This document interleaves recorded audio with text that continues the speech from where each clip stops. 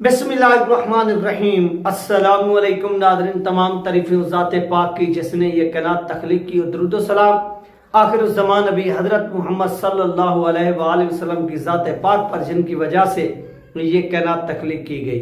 नाज़रीन, आज की वीडियो में हम बात करेंगे इकबाल डे के ऊपर कि पाकिस्तान की वो गवर्नमेंट जो यूरोपीय यूनियन के इशारों पर नाचती है और आज तक यूरोपीय यूनियन जो है वो इकबाल को वो शायर नहीं समझते। क्यों? क्योंकि इकबाल की जो शायरी थी, जो पोएट्री थी, वो एक इस्लामी कंसेप्ट के ऊपर थी।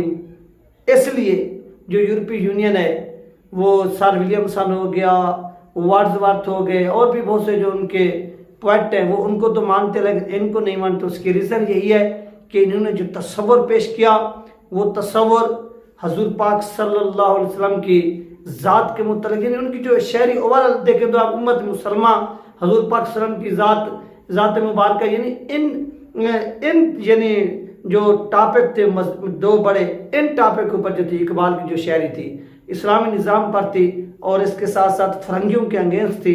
तो इसलिए यूरोपीय यूनियन जो है वो इस चीज़ को नहीं मानती। और आपने देखा था कि जब परवेज़ मुशर्रफ की हुकूमत आई तो परवेज़ मुशर्रफ ने, क्योंकि परवेज़ मुशर्रफ एक यूरोपीय यूनियन का मोहरा था, तो उसने उनसे वफादारी करते हुए इकबाल डे को क्या किया, ख़त्म किया, छुट्टी को क्या किया, ख़त्म किया। तो इस मौके पर हुकूमत ने जो नोटिफिकेशन निकाला इसके ऊपर डिटेल के साथ बात होगी। चैनल पर नए हैं तो इसको लाजमी सब्सक्राइब करें, वीडियो को शेयर करें और कमेंट्स भी करें। जितनी बहन भाई देख रहे हैं ये आपसे रिक्वेस्ट है। नाज़रीन, हुकूमत ने आज एक नोटिफिकेशन निकाला कि जिसके मुताबिक 9 नवंबर को क्या होगी, छुट्टी होगी पूरे पाकिस्तान में। ये वफाकी हुकूमत ने ऐलान किए। अब यहाँ पर हम इकबाल की बात करते हैं, इकबाल की छुट्टी ख़त्म क्यों की गई।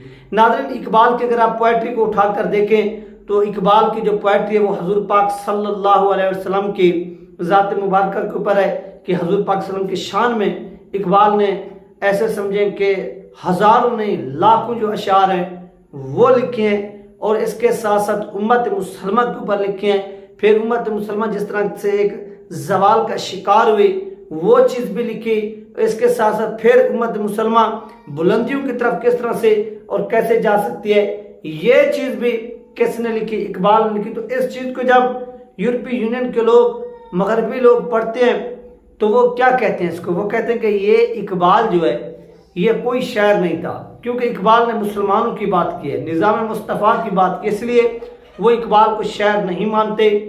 और वो उनके जो विलियमसन हो गया या वर्ड्सवर्थ हो गया और भी उनके जो बहुत से शायर हैं उनको वो क्या करते हैं, अपना आइडियल समझते हैं। तो इसलिए मुसलमानों को चाहिए कि वो इकबाल को ही माने। इसी तरह अल्लामा साद हुसैन साहब जो हैं वो 9 नवंबर को मिज़ार इकबाल पर क्या देंगे, हाज़िरी भी देंगे और वहाँ पर अल्लामा खादिम हुसैन रिज़वी रहमतुल्लाह अलैह जिस तरह से खिताब करते थे हम सब लोग देखते थे, तो उसी तरह महफिल का इनेकाद होगा और अल्लामा साद हुसैन रिज़वी साहब और अल्लामा नसर रिज़वी साहब जो है वो खिताब भी करेंगे।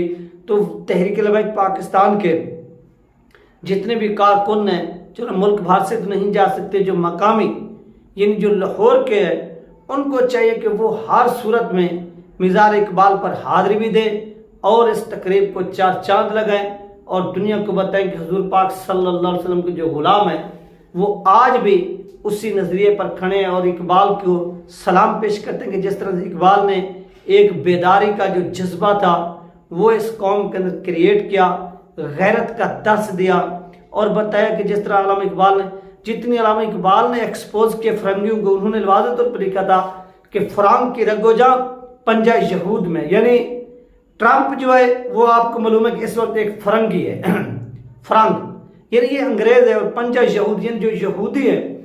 अब इस ट्रंप की जो जान है वो यहूदियों की इस मुट्ठी में है, वो इस मुट्ठी के अंदर इसको जैसे ही ऐसे करेंगे, सख्त करेंगे, इसकी सांसें फूलना शुरू हो जाएंगी, रुकना शुरू हो जाएंगी। इसको अगर वो स्पेस देंगे तो ये दुश्वारी से नहीं बल्कि आसानी से क्या करेगा, अपनी सांसें लेगा। इसलिए जो पाकिस्तानी इस वक्त जश्न मना रहे हैं उनको शर्म आनी चाहिए कि आप किस चीज़ का जश्न मना रहे हैं।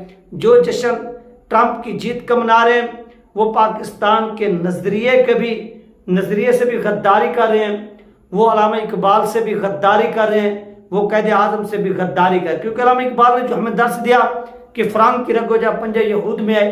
तो अगर इस चीज को हम देखें तो हम किस जानब जा रहे हैं? हम ट्रंप की खुशनुदी में इसराइल को सजदे, यानी अगर हम ट्रंप को मानते हैं तो ट्रंप किसको मानता है? ट्रंप इसराइल को मानता है, यहूदियों को मानता है। यानी ट्रंप सजदा रेज होता है इसराइलियों के सामने, यहूदियों के सामने, और हम सजदा रेज होते हैं किसके सामने? ईसाइयों के सामने। तो ये चीज खत्म होनी चाहिए। एज ए मुसलमान हमारी एक अपनी पहचान है और एक हमारा वकार होना चाहिए, हमारे अंदर वो पावर होनी चाहिए, हमारे अंदर वो करेज होनी चाहिए कि हम लोग खुद जो है ना वो डिसीजन करें। इसलिए पाकिस्तान के अंदर एक जमात हमें नजर आती है इस वक्त तक, उसका नाम TLP है, जो गैरतमंदाना इस वक्त जो है वो डिसीजन भी कर रही है और बगैर किसी सपोर्ट के वो मैदान में मौजूद है। हाँ, उनकी पार्लियामेंट में भी नुमाइंदगी नहीं है, सेनेट में भी नुमाइंदगी नहीं है, और पाकिस्तान के दीगर जो सूबे सिवाय पंजाब के कहीं पर नुमाइंदगी नहीं है। क्यों? क्योंकि उन्होंने अमेरिका को सजदा रेज होने से इनकार किया, क्योंकि अमेरिका के आगे सजदा रेज हमारी एस्टेब्लिशमेंट होती है। पाकिस्तान की जो एस्टेब्लिशमेंट है वो ऐसे समझें कि अब पाकिस्तान के अंदर एक अमेरिका की किराए की वो बस है जो यहाँ पर सवारियां लेकर चलती है, और वो सवारियां कहाँ पर उतरती हैं? वो पाकिस्तान की पार्लियामेंट में उतरती है। अगर वो बस रास्ते में कहीं पंचर हो जाए, जैसे इमरान खान को ये बाजवा लेकर जा रहा था, पंचर हो गई थी, तो क्या हुआ कि इमरान खान पीछे रह गया और शहबाज शरीफ ने वो बस चेंज की, और चेंज करते हुए पार्लियामेंट तक पहुंच गया। और आज देखेंगे उस बस के जो ड्राइवर हैं वो चेंज हो गए, बाजवा चला गया, फैज हबीब चला गया, अब ड्राइविंग और जो कैलेंडर है वो कोई और बन गए। और इस तरह शहबाज शरीफ की इक़्तिदार की जो बस है वो इस वक्त रवान दवाएं चल रही है, लेकिन ये बस भी आपको चंद दिनों के बाद, ये चंद सालों के अंदर अंदर पंचर होती हुई नजर आएगी और इसकी हवा भी निकल जाएगी। तो ये इनका यानी कोई मुस्तकबिल नहीं है। क्यों? क्योंकि ये दूसरों के कंधों पर चलते हैं। पाकिस्तान की एस्टेब्लिशमेंट हमेशा इस्तेमाल होती आई है। आप अयूब खान को देख लें कि अयूब खान एक मोहरा था, और उस मोहरे को यूरोपीय यूनियन ने, अमेरिका ने क्या किया है? इस्तेमाल किया।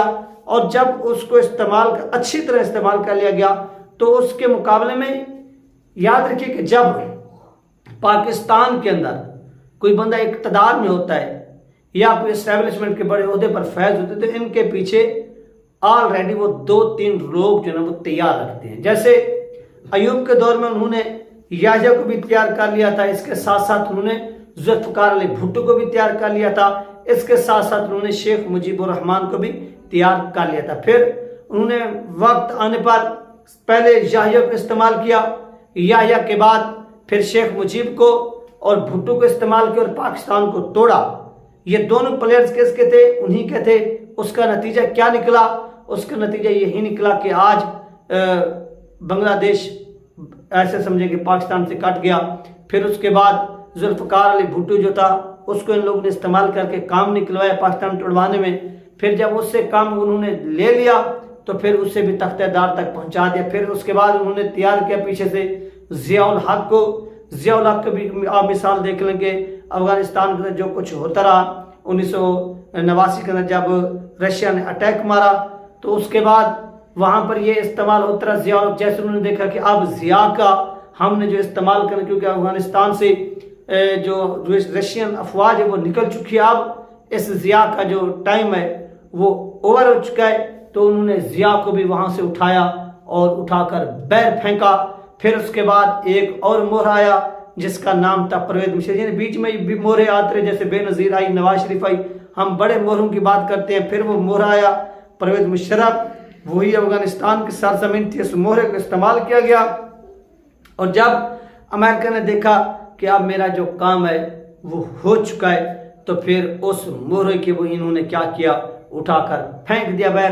तो ये नाज़रीन सारी की सारी पाकिस्तानी हुक्मरानों की क्या एक हकीकत है, और इस हकीकत को एक्सेप्ट करना चाहिए और इकबाल के नज़रिए से जुड़ना चाहिए। और हुकूमत को भी इस चीज़ का एहसास है कि पाकिस्तानी कौम जाग चुकी है। और आज अगर देखा जाए तो पाकिस्तानी गवर्नमेंट का पाकिस्तानी अवाम के साथ कोई कनेक्शन नहीं है। ये दूसरों के कंधों पर खड़े हैं, और वो जैसे कंधे इधर उधर खिसकेंगे तो ये धड़ाम हो जाएगी हुकूमत, और पूरी दुनिया जिन्हें इस हुकूमत की जिल्लत और जो रसवाई है वो अपनी आंखों से देखेगी। और जो लोग इकबाल के नज़रिए के साथ खड़े हैं, वो पाकिस्तान के नज़रिए के साथ खड़े हैं, वो लाजमी सक्सेस हासिल करेंगे। ये थी नाज़रीन अपडेट जो आप उनके साथ शेयर की गई है। आप अपना ख्याल रखिएगा, मिलते हैं नेक्स्ट वीडियो में। अल्लाह हाफिज़।